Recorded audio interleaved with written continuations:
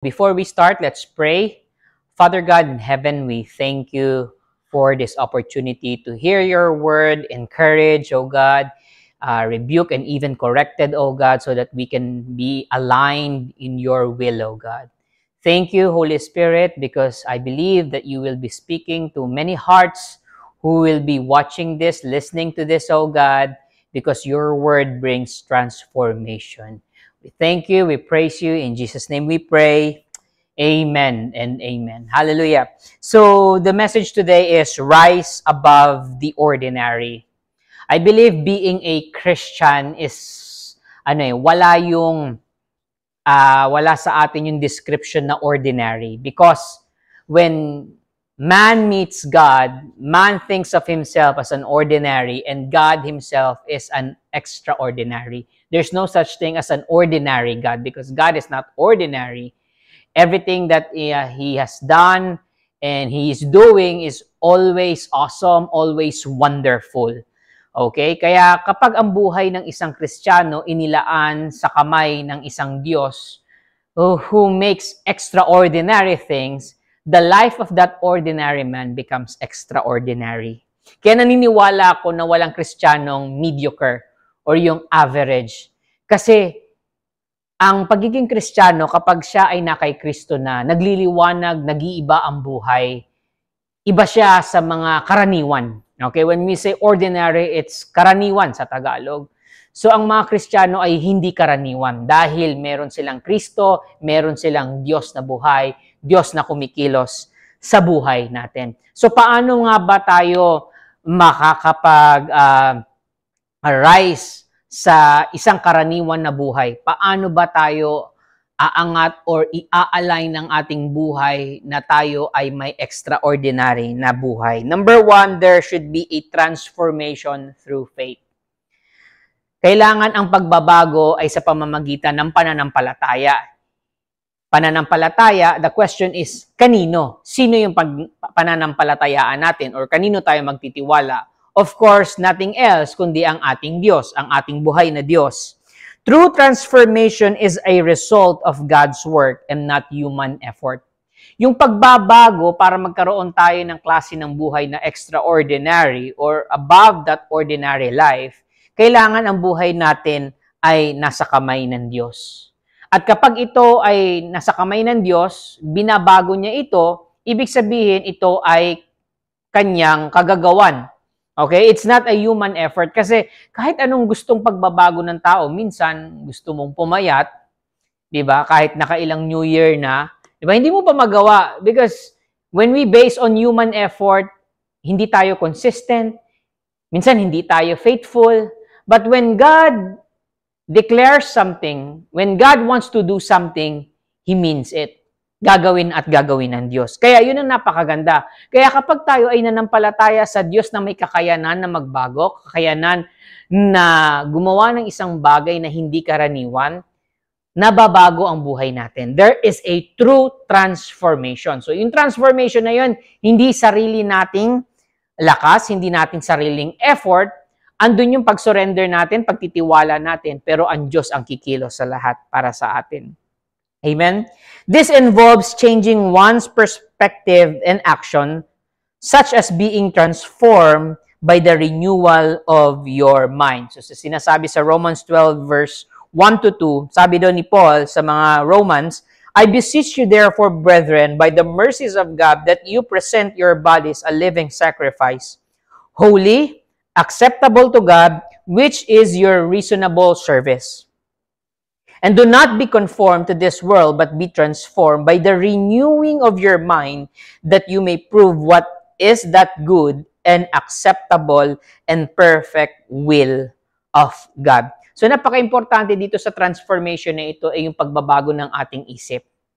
Okay? Kasi meron tayong sariling opinion, sariling rason, okay? Kapag hindi natin isinuko yun sa Diyos at hindi natin inalaw ang Diyos na baguhin ang ating pag-iisip, there will be no transformation.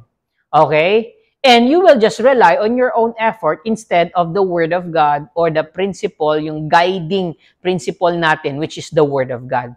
Kaya napaka-importante na mabago ang ating pag-iisip dahil kapag hindi natin inalign ang ating pag-iisip sa mga prinsipyo ng Diyos, tayo ay iimpluwensyahan ng karaniwan na mga prinsipyo, which is the world. And which leads me to the second point, rejecting worldliness. Okay? Una, transformation through faith. Kailangan manampalataya ka sa Diyos na kayang magbago ng buhay at siya ang may kakayanan na baguhin ang buhay. But we have to submit to Himself sa Kanyang salita para mabago ang ating isipan, dahil pag nabago ang ating isipan, mababago pati ang ating behavior, ang ating action, which will lead to a result of true transformation. At hindi lang natatapos doon, because God wants us to reject worldliness. Doon sa binasa natin, sabi, do not conform to the pattern of this world. Huwag tayong aayon sa ano yung trend, ano yung uso sa mundo. Ito yung ginagawa ng mundo. Kasi yun ang karaniwan ginagawa. Ito yung general, ito yung majority. We Christians, we as followers of Jesus Christ, we do not follow the world. We do not follow what is trendy. Ano yung uso? Ano ba yung ganito? Minsan, nawawala tayo doon sa prinsipyo dahil gusto nating tayo ay matanggap ng mundo. Pero kailangan kilala natin ang sarili natin. Na ang buhay natin na ordinary, kapag ito ay nilagay sa kamay ni Kristo, ito ay may pagbabago. Hindi yung overnight na pagbabago na parang nag-iba ka na. Kasi may proseso, kailangan nga ma-renew yung mind mo. Kaya kailangan alamin natin to. At kailangan i-reject natin yung worldliness. Maraming mga bagay sa mundo ang iaalok sa atin. Marami tayong makikita sa social media kung saan yun ang huhubog sa isipan mo. Yun ang huhubog din sa iyong action, sa iyong behavior. Kaya kailangan i-filter natin, piliin natin maigi yung mga naririnig natin at pinakikinggan natin. Bakit? Kasi malaki ang impluwensya nito, lalong-lalo na sa pananampalataya natin. Kapag tayo ay laging nakikinig sa prinsipyo ng mundo, kung lagi tayong nakikinig sa mga sinasabi ng mundo, maapektuhan ang pananampalataya mo at huhubugin ang isipan mo ng mundo.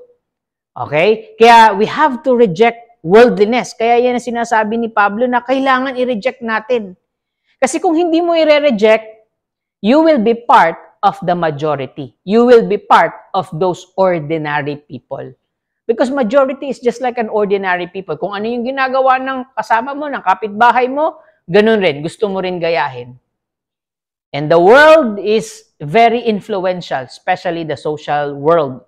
Okay? The world na kung saan tayo ay lahat engaged. Kaya napaka-importante nun. So, being conformed not to this world it means living a life that is distinctly different from those who do not follow God.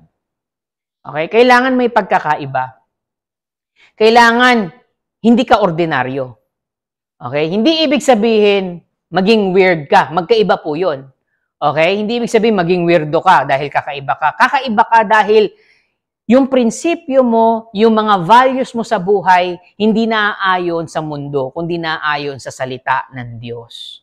Okay? So, lahat ng ginagawa mo, pananalita mo, yung pagtulong mo sa kapwa, yung pagbibigay mo, naiimpluwensyahan niya ng salita ng Diyos. Hindi dahil sa impluwensya ng mundo or sinasabi ng mundo. At marami tayong maririnig na ganyan at pwede tayong masway, okay, ng mundo. And rejecting worldliness, it also means the values and priorities of the world in favor of higher spiritual principles. Ibig sabihin, kaya ka may nire-reject kasi mas pinahahalagahan mo yung salita ng Diyos. Mas pinahahalagahan mo yung kalooban ng Diyos. Masunod. Kasi bilang mga Kristiyano, ang lagi natin tinatanong sa araw-araw is, naging malugod ba ang buhay ko sa harap ng Panginoon? Kaya yung sa binasa natin kanina, sabi, our life should be holy and acceptable to the Lord. Kailangan katanggap-tanggap. Kaya sinabi ni Pablo na kailangan ma-renew, i-reject ang worldliness kasi ito yung acceptable or yung reasonable service natin sa Lord. Okay? So living an extraordinary life is not easy. Kasi marami tayong bagay na gagawin. Kailangan araw-araw baguhin ang ating pag-iisip, i-align sa pag-iisip ng Diyos, sa salita ng Diyos, at i-reject ang worldliness. And third thing is the Holy Spirit empowerment. Transformation is not self-achieved. Gaya ng sinabi ko kanina, transformation, ang totoong transformation ay hindi human effort, kundi ito ay kagagawan ng Diyos. Kaya ang transformation na ito ay hindi natin pwedeng pagmalaki na, hindi ka nagbago ako kasi mabait ako, kasi mabuti ako, kasi magaling ako. No, it is all because of God. And it is accomplished through the power of God's Spirit working within the believer, making them capable of living an extraordinary life. Kaya kaya natin mamuhay ng extraordinary because God is with us. Sabi sa John chapter 14:26, "But the Helper, the Holy Spirit, whom the Father will send in my name, He will teach you all things and bring to your remembrance all things that I said to you." Binigyan tayo ng Diyos ng banal na spirito dahil siya ang Diyos na kasakasama natin sa buhay natin. Kung ang mundo, sila ay namumuhay ayon sa kanilang nararamdaman, ayon sa nakikita, ayon sa sitwasyon, kung ano yung sinasabi, pero tayo hindi. Namumuhay tayo at tayo ay nakadepende sa Diyos. Naririnig natin ang kanyang salita. Okay, nababasa at naririnig. Kaya, ang buhay ng Kristiyano ay talagang hindi ordinaryo kasi may kasama kang Diyos na tumutulong sa'yo. Okay, kaya yan ang napakamagandang pribilehiyo bilang Kristiyano, bilang mananampalataya na kasama natin ang Diyos na siyang katulong natin sa paglakad natin sa pananampalataya natin. Siya ang nagtuturo sa atin, gumagabay sa atin, nagpapaalala ng mga bagay na dapat nating gawin. Amen? So, here are two examples na nilagay ko dito. Examples na ordinary people in the Bible, but when they gave it to God, sinurrender nila ang buhay nila, talagang nagbago. May kakaibang nangyari sa mga buhay nila. Unang-una si Gideon. Okay, isa sa mga judge. Sa Judges chapter 6, 7, mababasa niyo yan. Gideon, an ordinary man who despised his doubts and was used by God to achieve an incredible victory. Tandaan nyo, sabi nga sa Judges chapter 6, verse 14 to 15, kung saan tinawag siya ng Diyos. Then the Lord turned to him and said, sabi ng Diyos kay Gideon, "Go in this might of yours, and you shall save Israel from the hand of Midianites. Have I not sent you?" So inutusan siya, challenge si Gideon na iligtas mo. Okay? Ang mga kasama mo, Israelites, sa kamay ng mga Midianites. Kasi yun yung may hawak ng mga lupain at marami sila. Pero ito ang sagot ni Gideon. So he said to him, to God, "Oh my Lord, how can I save Israel? Indeed, my clan is the weakest in Manasseh, and I am the least in my father's house." Gideon is not just an ordinary. Binaba niya ang sarili niya. Di ba? Inisip niya, he is the weakest. Kami yung pamilya na pinakamahina. Maaring ganun din ang iniisip mo sa sarili mo. Ano ang magagawa ko? May pinagagawa ang Diyos sa iyo. Kaya ang mga Kristiyano, kapag ikaw ay nakakilala kay Kristo, naniniwala ko may layunin ang Diyos sa iyo. At meron siyang purpose na gusto niyang matupad doon sa buhay mo. Okay? At minsan, malaki yung mga bagay na yun, malaki yung layunin na yun na gustong i-accomplish ng Diyos. At minsan, kung titignan natin yun, manliliit tayo. Titignan natin yung capacity natin, yung capability natin na parang hindi natin talaga kaya. Gaya ni Gideon. Tinignan niya ang sarili niya, I am the weakest.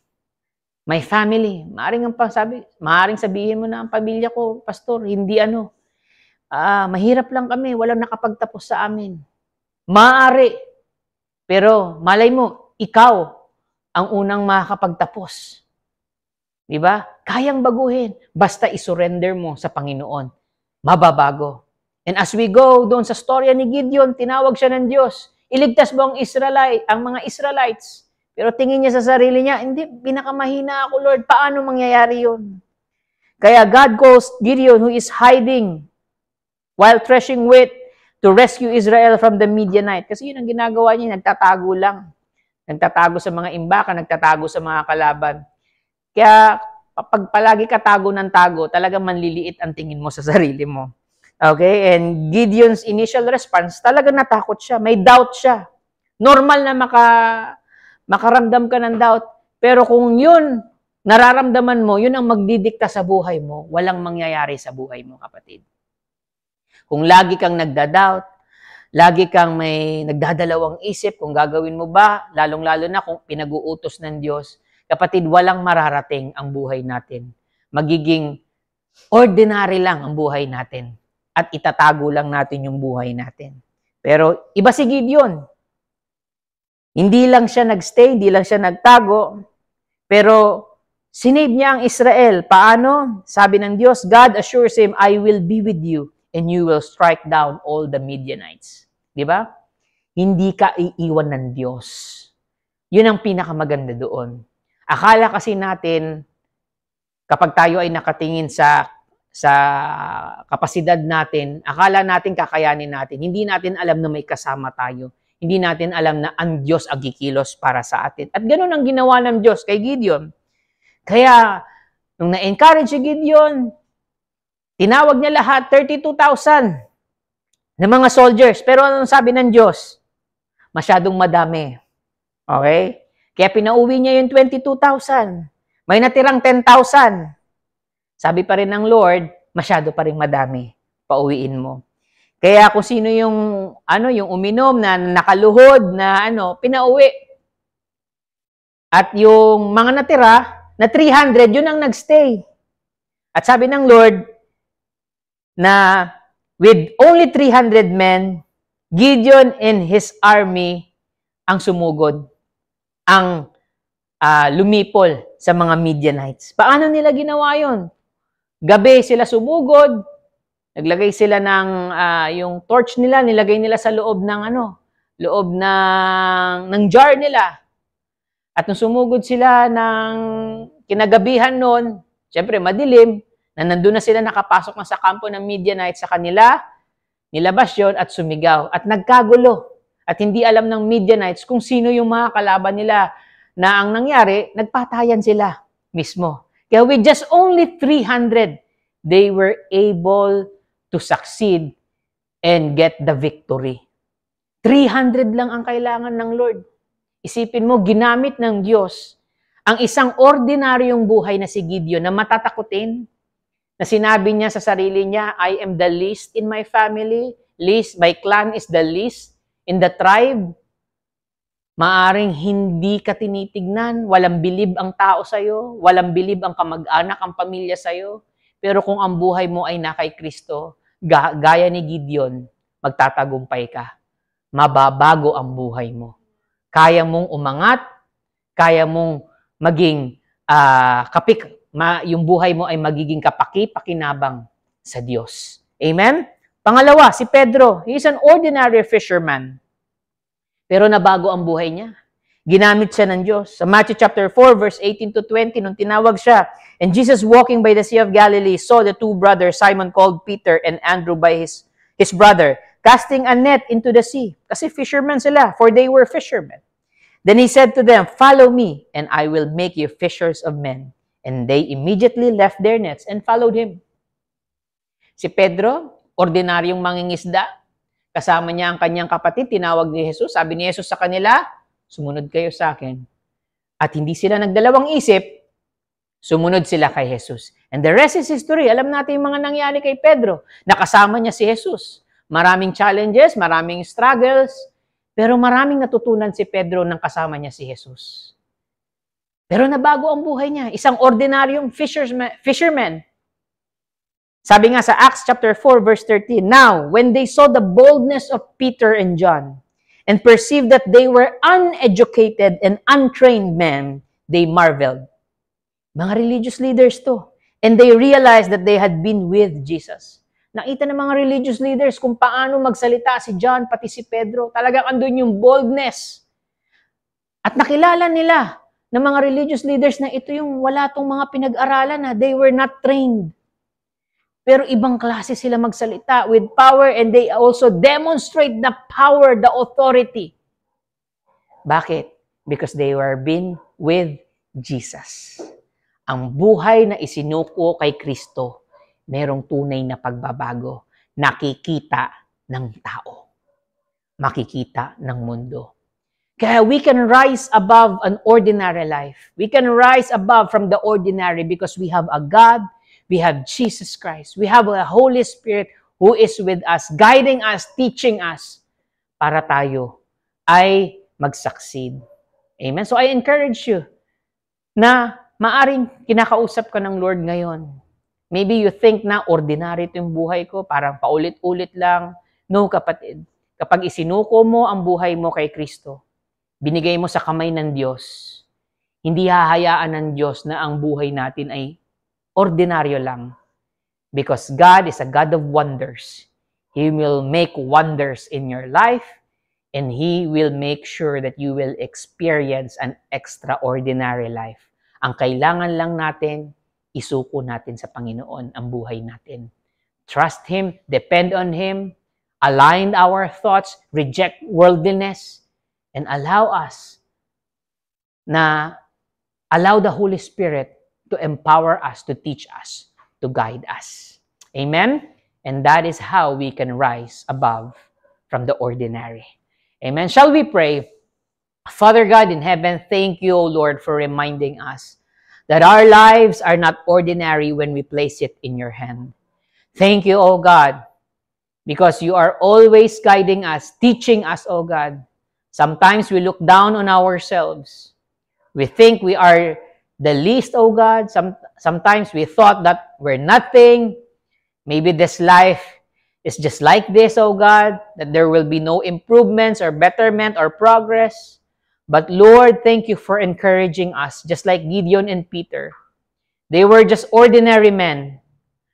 But when they trust you, O God, Lord, their lives, O God, becomes extraordinary.